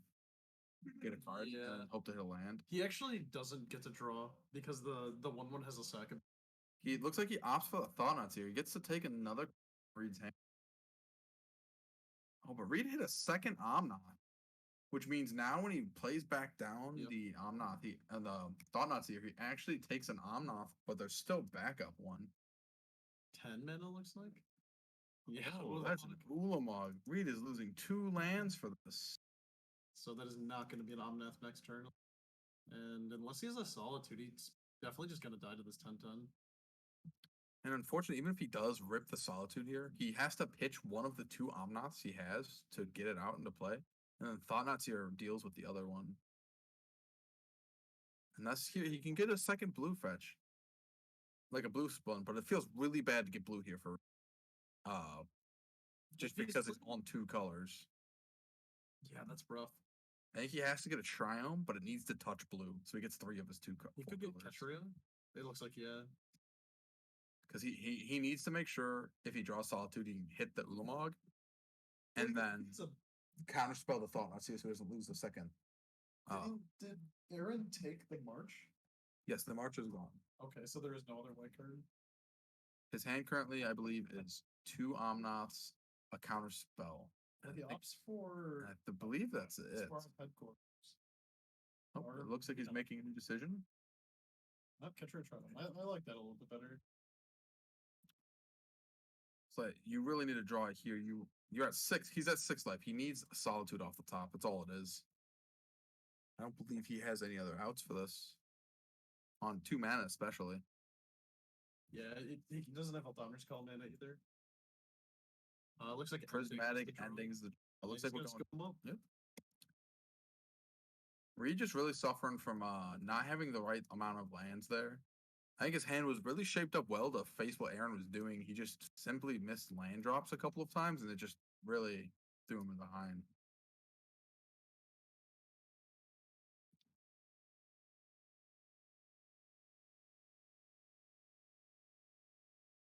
An Obsidian Charmaw, that's pretty good for me. I do love that card. I always end up trimming it in the sideboard though, as it's just a little worse than something like Force of Vigor, Hammer, but against something like Etron, that's a very good card to ephemerate. He is like he did just shift over the Besaju twice. It looked like I don't know if he intends to not bring it in here. I feel like traditionally against Tron decks, they've liked to remove their lands to stop Tron, but Etron is a little different with it. Yeah, I mean they can have their nut draws, but it's not too often when they actually do. And just being able to ramp them, not ramp them, but just like filter through their deck. Like if you have ramp, they only play 1 or 2 basic, so you are just going to start strip mining them at some point. It won't take too long, but each run doesn't always give you enough. Do you like taking? Looks like Reed took out 3 bolts. Do you like taking the bolts out over Prismatic Ending? I feel like ending hits map. It also hits Walking Ballista, I suppose, as well. Ballista, sure, and most Tron or Karn targets, something like Torvo Orb. Okay. Bolt really only goes face. It deals with an early matter reshaper. It also hits a Karn minus pass down tick. But he's running a bully heat too. Yeah, but if he finds like a Tormod's Crypt or something like that, or relics him or something, like yeah, I think Aaron has 3 relics in his sideboard. I believe this, and I was talking to him after his last round. I believe he said he main decks 3 Relic of Progenitus. Yeah. I don't believe he's got too many boardeds where you'd cut the relics.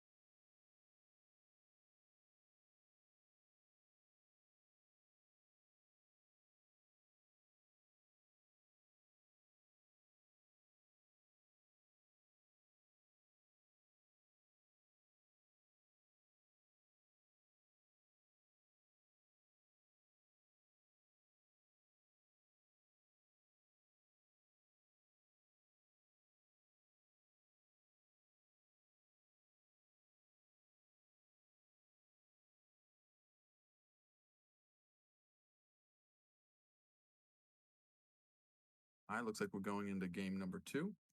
Sacred Foundry for the start. Well, looks like Reed is on the Magavan start. That is very good into Aaron. He's going to get himself an early mana advantage. It might be Aaron might have boarded out Warping Whale and not brought in Dismember in anticipation for Reed just to like turbo out an Reed notably hitting a Karn. That's something you like to just know that your opponent didn't just draw against you. It's like one of those cards that's really hard for this deck to deal with. It has to, it's like almost always needs to be met with it. So for it to have a clean exchange. Looks like he's just trading the Ballista for the Monkey. Yeah, I like waiting for him to actually go to combat. Second one. But the Sager was the pickup. Unfortunately, Reed doesn't have a way to just run this Ballista without losing the Monkey. So he's probably just sending it in. He'll just probably do the block trade. Yeah. Damage. Right, that's a trade. All right.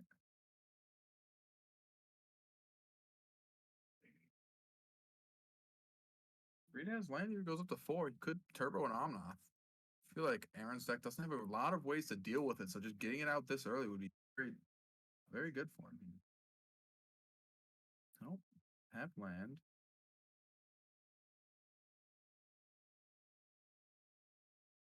He's going to beside you a Tron land, it appears. Had to roll the dice on which one he thought he didn't have in his hand.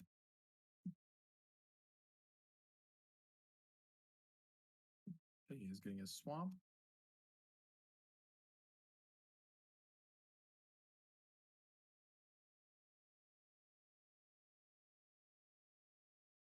Notably, Reed does now have 4 mana for his turn 4 before land drops. So if he does have Amath land, he does get to make that 4 mana.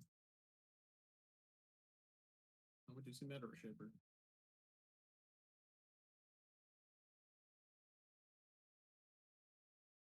It's like Reed drew his island, which I don't think he had another land, so I think he's pretty happy with that.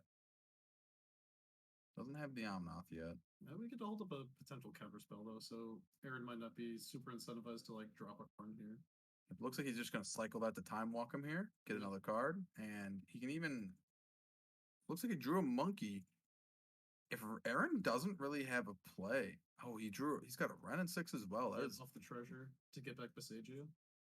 Yeah, now he's gonna start trying to strip mine him. Yeah, I can't basics in his deck. Got a swamp and a waste in play. I do believe in an early match we saw 2 wastes out of him at least. Okay. I think he just takes the deputy here, so he doesn't hit the. He does have 4 mana for the prismatic ending, and that's a more clean answer. That does to be the call.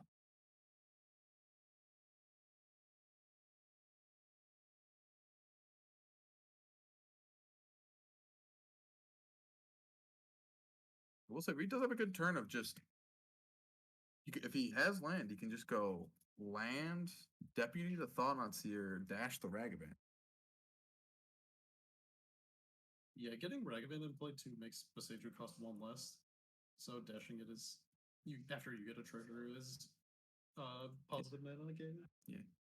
You can actually post combat just 1 mana with the treasure, do it, and then pick it back up immediately with Ren and 6, which is a nice exchange for him. I think it's kind of scary. Oh, and he hits a land off of it, so he does get the mana to dash Ragavan. Yeah, that's really what makes it worth it. But if Aaron does have some way to deal with a deputy, it's kind of bad for the TKS.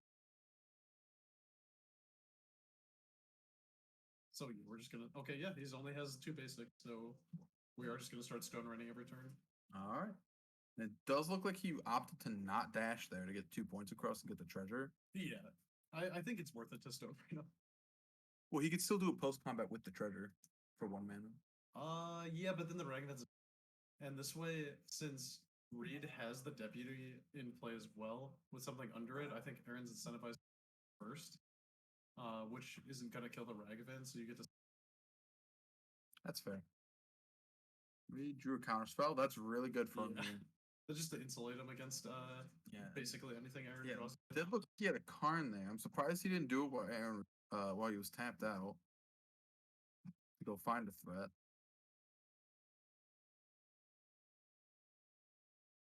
You can get his Besaidu back. I wonder what Aaron was holding that he chose not to play the Karn we saw in this 4 mana to at least get something going. Well, he's just gonna scoop it up to the stone run every turn, so pretty reasonable there. I mean, without too much mana, you can't really. Yeah, he's gonna take it to game 3. It is unfortunate for Aaron too. He did hit the wastes off of a natural draw and played it out, so he didn't have it in his deck to tutor for. Yeah, he just the stone rains started coming a turn earlier than they probably should. Although notably, can you even search wastes off of Besaidu because waste isn't a basic land type? It is. It's a basic. No, basic land type.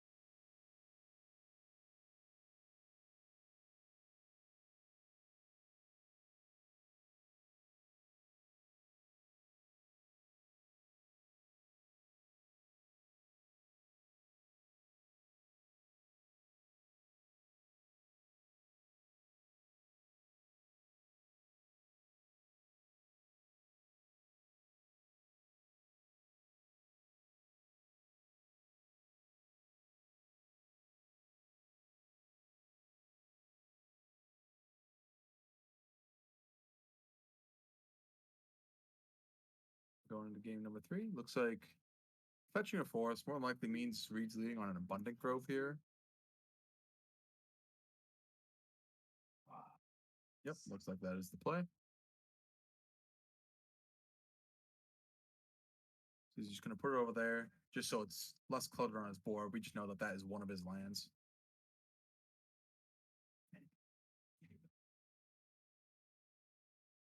Matter Shaper on 2. It's a good start.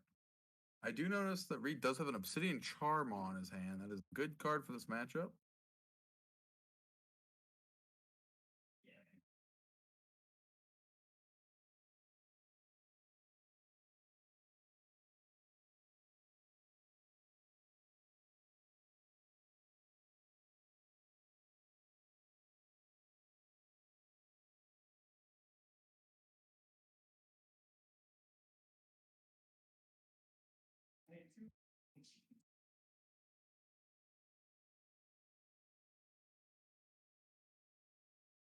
Looks like he hits the E Temple.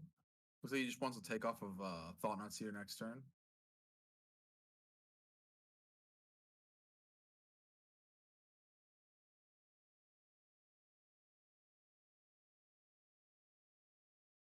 It looks like he grabbed a waste, but I don't believe he could grab that there.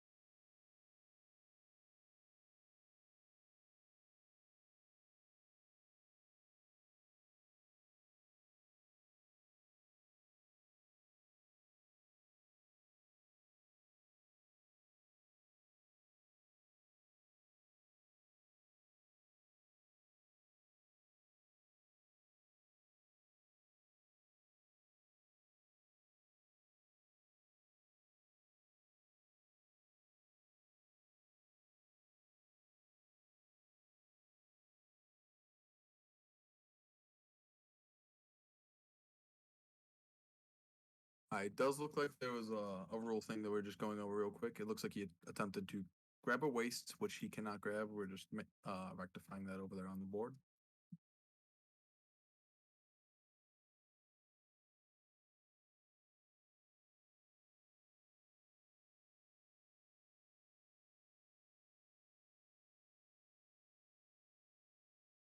Game state has been repaired. We are resolved that as casually as we could and just put the card back and let Aaron draw. We are back to where we should be with Matter Shaper play versus Saga. Reed's really just looking for a run here, I think. So he is killing it. He might be killing it in response to the Urza Saga trigger, so he's not able to put a counter on it. With that mana.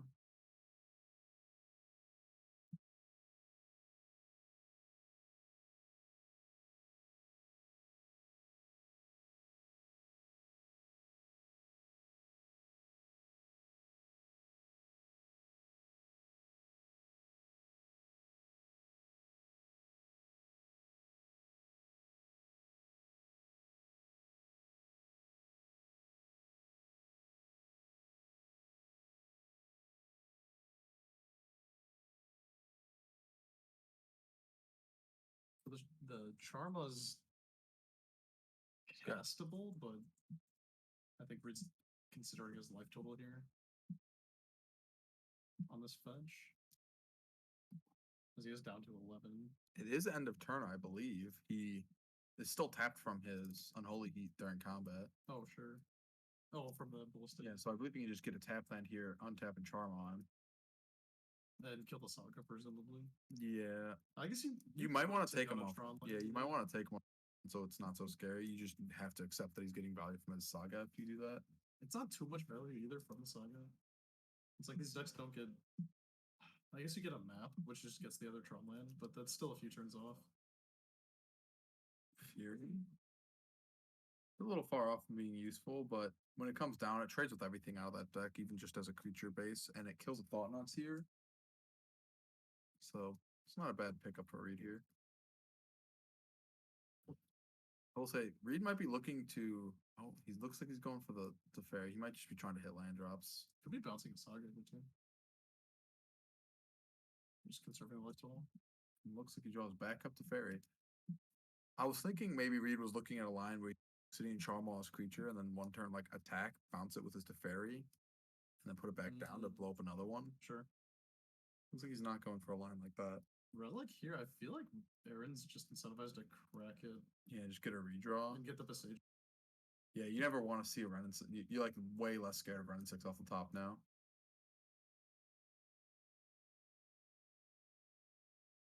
Unholy Heat looking a lot worse post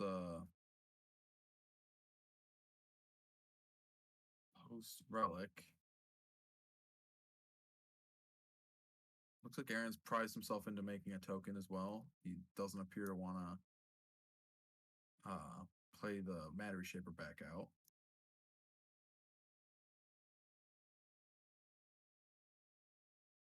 I don't want to deal with the Saga, but not after, or not before a construct is made.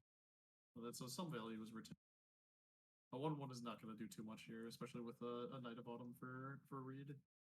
As well as Reed has the Unholy Heat that doesn't have a lot of valid moment with no graveyard. Looks like a smash right here, though. Reed doesn't have any untapped mana for a counter spell, so pretty opportune time for Aaron to slam this.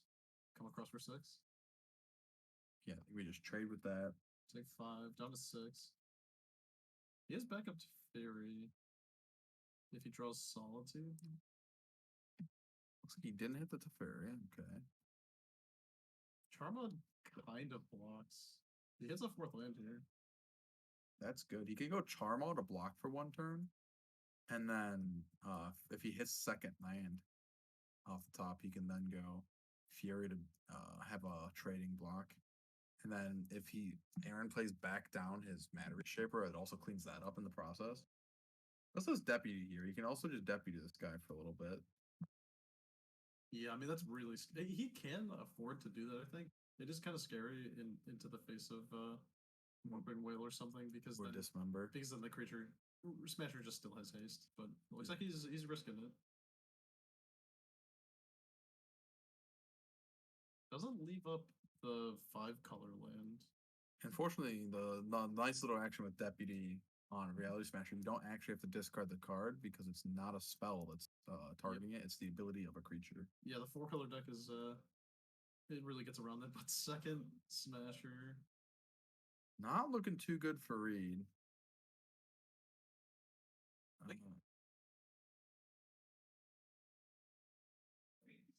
Not much interaction from Reed either outside of dealing with the lands, but it looks like he's just going to go to 1, hope to spike like Omnath into fetch. Solitude also would be pretty good. That's a ballista on 1. Alright, Solitude would be a great pickup for Reed here. I think that is It's like a fetch. Oh, it looks like he's gonna bounce it, give him his That's kind of sick. and then And pick up a Solitude. and he picks up a Solitude for Deputy's going to take up both. these now. draws seem to be coming up Reed here. Still doesn't leave up the 5-color land. Yeah, he does tap him. Does he tap himself out of Well, he still has a white card to pitch for Solitude, even if there's a 3rd smash. I was just thinking if he tapped himself out of Unholy. No, I think he has Catcher to try him up. Okay, so he's still got like all of his answers up. Yeah, he's kind of telegraphing that he has a by not leaving up the 5-color land. But I mean, I don't think there's much play around that Aaron could have. Dismember is very scary.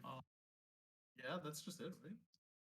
Unless Reed has a ephemera, we're unaware of him. This Well, he might doesn't be have- he lethal. doesn't even- Oh yeah, because he left his Ketra. Yeah. Not good for Reed. Yeah, we only know about one Solitude too, so one of these specials is going to come.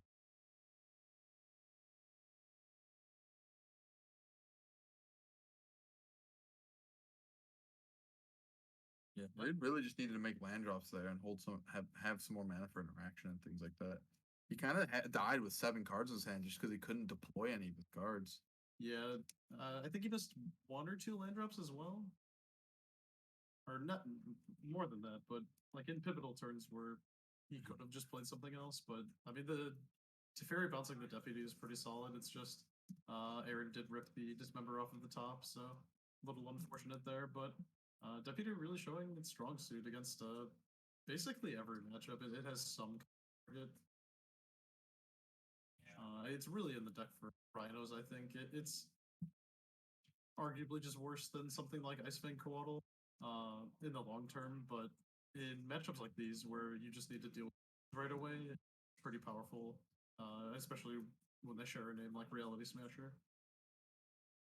But I don't think Reed has done anything like Supreme Predict or anything, so that would be like the ideal way to deal with that board. Aaron is just left with Mana Reshaper in hand, which doesn't exist and allows Reed a lot of time to rebuild. But it looks like he might have even sideboarded out Ephemeris. Is that what that is? Or no? He just brought in Deputy Besage you. And it looks like he dropped his monkeys for game 3. On the draw, they do get worse, I guess. Yeah, Because you could just turn to a Reshaper and then it just trades. But you might be okay. I think you're okay with exchanges that trade 1 mana for 3 mana against this deck. Like, you're just pairing resources at the beginning, like for your first several turns of the game. Yeah. Just trying to not let them advance too far and take too much of your life before you start playing your cards that go over the top of what they're doing. Right.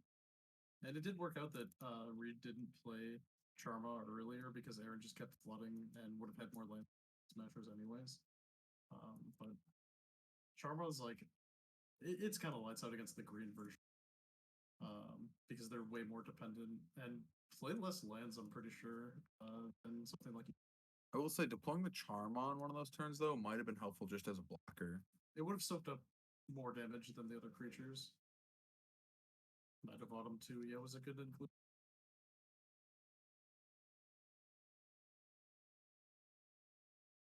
Interestingly enough, something like Dress Down would remove Trample from Reality Smasher, to block it. But it would also remove Death Touch from Ice Fang Coatl. But Aaron will take down this turn and here 4-0 with Tron. I think he recently picked up this deck, so it's a good showing for first couple tournaments with him, and see if he keeps running it back. But thank you guys for watching. I think that'll do it for tonight. Tune in next week for some more live Modern action.